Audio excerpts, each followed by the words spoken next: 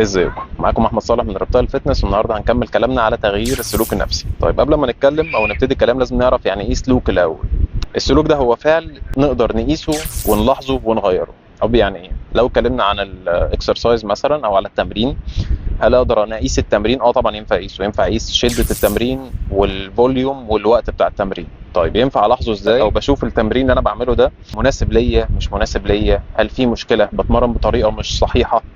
كل ده انا كده عملت ملاحظه. طب ينفع اغيره؟ طبعا ينفع اغيره. اشوف بقى الملاحظه اللي انا عملتها دي واحللها واشوف، طيب لو التمرين ده مش مناسب لسنك او لوزنك او للحاجه اللي انت عايز توصل لها، اقدر اغيره، نعمل بروجرام جديد او نتمرن بطريقه مختلفه، نتمرن اقل او اكتر او ايام اكتر. كل الكلام ده يبقى انا كده عملت تغيير في البروجرام بتاعي عشان يناسب الشخص اللي بيتمرن.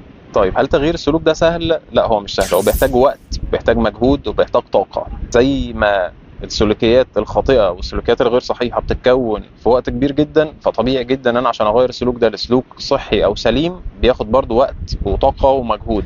فالحل الامثل ايه عشان ما ازهقش او ما اتعبش؟ ان انا اختار السلوكيات الاهم وابتدي اشتغل عليها، او ان انا اضيق اختيار السلوكيات اللي انا هبتدي اعدل فيها عشان اقدر اعمل ده. لان انا لو ابتديت اغير كل حاجه مره واحده هزهق واتعب ومش هكمل. انا دلوقتي راجل بنام قليل جدا وشغل كتير وستريسفول وباكل من بره على طول واكل مش هيلثي، تمام. وانا همسك حاجه واحده، انا مثلا هبتدي بالنوم. طيب انا بنام قليل، فانا هبتدي اظبط ساعات نومي، ان انا مثلا انام من 6 ل 8 ساعات في اليوم. طيب هبتدي انام نوم عميق، فانا كده محتاج ان انا ابعد عن الكافيين مثلا من بعد المغرب مثلا. فكده يعني اكزامبل بسيط. فهنا انا اخترت حاجه واحده من السلوكيات الخاطئه اللي في حياتي وابتديت اشتغل عليها بطريقه صحيه وسليمه وبسيطه، فبالتالي هقدر اكمل على اللي انا ابتديته ده. كمان من الحاجات اللي بتاثر في السلوك هي محفزات الداخليه والمحفزات الخارجيه. المحفزات الداخليه دي اللي هي الوعي واللاوعي، الحاجات اللي ساعات بتحركني من غير ما انا اكون على درايه كامله بيها، او حاجه انا متعود عليها جدا فجيت اغيرها فجسمي ومخي بيمنعوني، يقولوا لي لا احنا مش هنقدر نتمرن عشان احنا بقالنا كتير ما بنتمرنش. انا مش هقدر العب الرياضه الفلانيه عشان انا كبرت وعجزت ومش هينفع اتمرن في السن ده، مش هينفع انزل عشان ما عنديش وقت. فده كده المحفزات الداخليه. المحفزات الخارجيه زي ايه؟ زي البيئه المحيطه بيا، زي ثقافتي، زي البيئه اللي انا عايش فيها. كل ده المحفزات الخارجيه، ودي برضو بتاثر عليا جدا في اتخاذ القرار او في تغيير السلوك. طيب اخر حاجه بقى وهي تغيير السلوك النفسي، هو ليه 4 مراحل.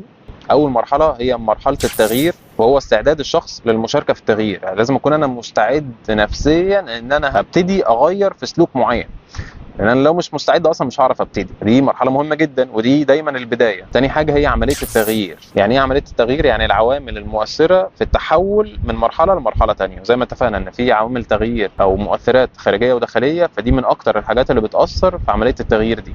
ثالث حاجه هي الفعاليه، ان الشخص يكون مؤمن بنفسه، مؤمن بذاته، ان هو يقدر على التغيير ده وان هو يقدر ياخد خطوه في عمليه التغيير. لو انا مش مؤمن بنفسي انا اصلا مش هبتدي. فدي اهم حاجه في ال4 نقط، ان انا لازم اكون مؤمن جدا بنفسي ان انا لو ابتديت في حاجه هقدر اوصل اللي انا عايزه، وطول ما الايمان ده موجود انا هقدر اكمل واوصل فعلا اللي انا عايزه في الاخر. اخر حاجه هي التوازن في اتخاذ القرار. يعني ايه؟ يعني انا خلاص انا ابتديت رياضه وابتديت اغير من سلوك الغير صحي ده لسلوك صحي، وقعدت مثلا كده شهر. طيب جيت بعد شهر وقفت قدام المرايه كده وانا تعبان، وابتديت احرم نفسي من حاجات كنت بحبها جدا عشان اساعد في التغيير ده وعشان ابقى افضل. جيت بعد شهر لقيت ان انا جسمي ما تحولش التحول اللي انا كنت منتظره. فساعتها بقى هقول هل التعب اللي انا تعبته والحرمان اللي انا اتحرمته من كل حاجه انا بحبها ده يستاهل المرحله اللي انا وصلت لها دي، ولا هشوف ان انا ابتديت اتغير وده يديني حافز اكتر لان انا ابتدي اكمل على اللي انا ابتديت فيه ده عشان اوصل لحياه صحيه واقدر اكمل على ده ويبقى فعلا لايف ستايل واقدر اكمل عليه على طول. ده كانت نهايه الفيديو، اشوفكم في الفيديو الجاي ان شاء الله قريب. سلام.